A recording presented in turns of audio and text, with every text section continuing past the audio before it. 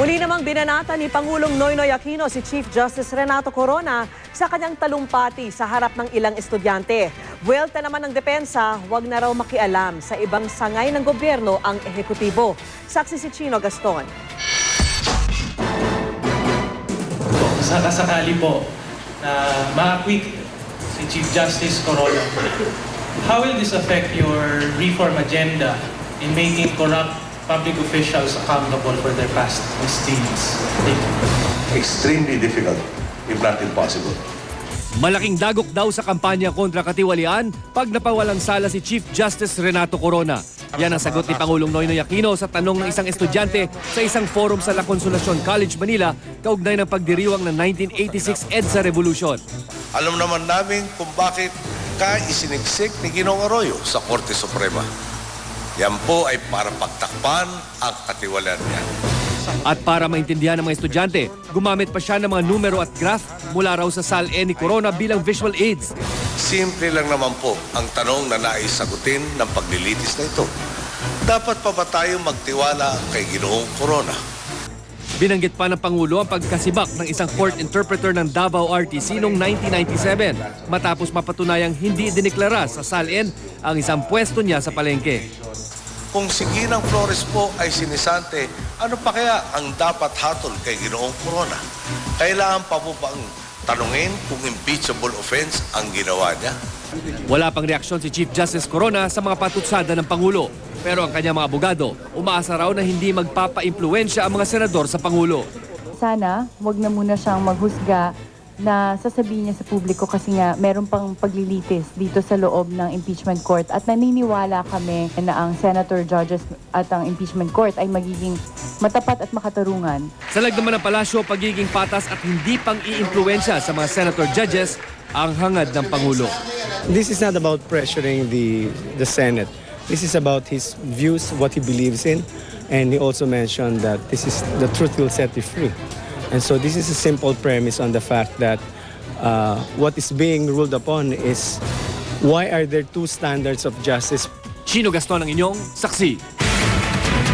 Samantala, 3 sakay na isang pickup truck ang patay matapos sumalpok ang kanilang sasakyan sa isang trailer truck sa Star Tollway sa Malvar, Batangas.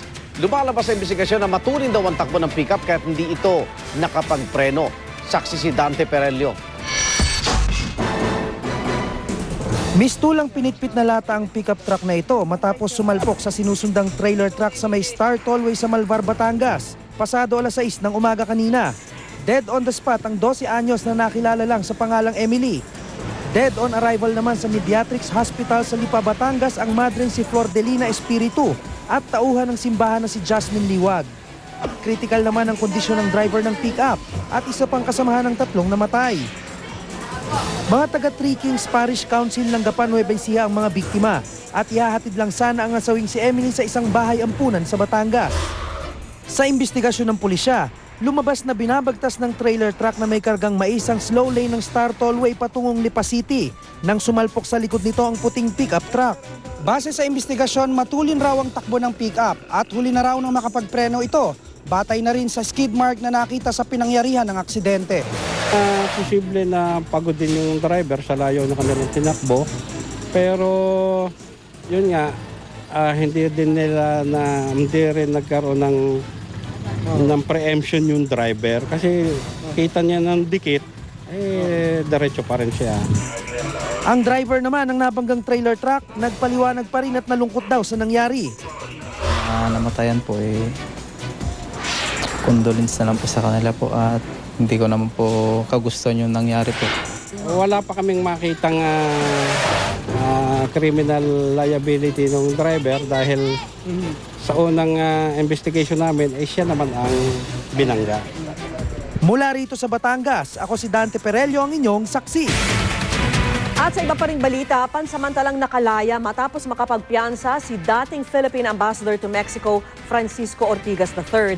Inaresto si Ortigas dahil sa kasong concubinage o pakikiapid na isinampa ng kanyang misis. Saksi si Rafi Tima. Tahimik at tumanging magsalita si dating Philippine Ambassador to Mexico Francisco Paque Ortigas III nang lumabas siya sa opisina ng CIDG Manila South sa Southern Police District. 5 oras din siyang nanatili sa loob ng opisina ng CIDG matapos siyang arestuhin sa kasong concubinage o pakikiapid na isinampan ng kanyang asawang si Susana Bayot Ortigas. Ayon sa mga abogado ng dating ambassador, sa mismong araw ng mga pusok inilabas ang warrant of arrest ng Pasig Metropolitan Trial Court Branch 72. The ambassador was arrested at our building, and therefore we assisted him. He was brought here. We cooperated with the police. While he was here at the police station, we helped apply for the bail. 10,000 piso ang binayaran ng dating ambassador para sa kanyang pansamantalang kalayaan. Tumanggi magbigay ng ibang detalye ng mga abogado sa kasong pakikiapid ni Ortigas dahil hindi raw sila ang may hawak ng naturang kaso. Ang dating ambassador naman, pinili umanong manahimik dahil isang pribadong issue ang kanyang kinakaharap. Pero isang pahayag ang kanyang inilabas na binasa ng kanyang abogado. I am saddened by having to endure this course of events which continue to turn a private matter between me and my wife, Susana Ortigas, into a public spectacle. Allow me to reiterate, as far as I am concerned, that this is a purely private matter which refined and civilized individuals avoid elucidating on. Ang 67 taong gulang na negosyante ay naging ambassador ng Pilipinas sa Mexico mula 2008 hanggang 2010. Sa korte na raw niya sasagutin ang paratang na concubinage na marin niyang itinatanggi. Ako si Rafi Tima, ang inyong saksi. Saksihan mamaya. Mga gang sa Bilibid gusto na ipabuwag kasunod ng riot na ikinasawi ng isang inmate. Sa sports saksi, bagong NBA sensation Jeremy Lin bumida na naman sa ika-7 sunod na panalo ng New York Knicks.